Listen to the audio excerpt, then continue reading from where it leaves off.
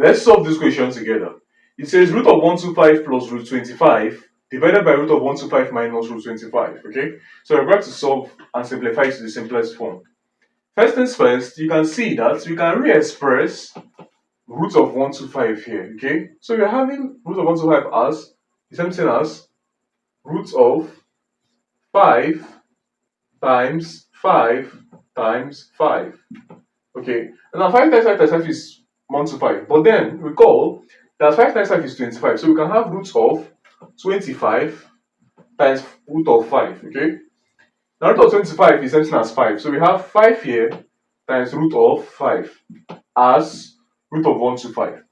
Now, having this knowledge, we can now go ahead to say that we are going to have here root of 125 is 5 times root of 5 plus 25, root of 25 is 5 all over root of 125 is again 5 times root of 5 plus root of minus root of 25, which is 5.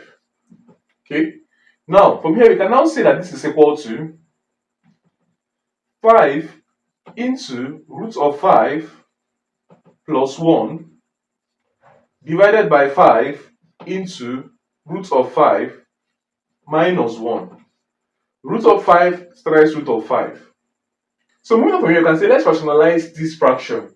Now we're going to rationalize it by multiplying both the numerator and the denominator by the conjugate of the denominator. Now the conjugate of this denominator is going to be root of 5 plus root of plus plus 1 now. Okay, so we've changed the sign in the denominator.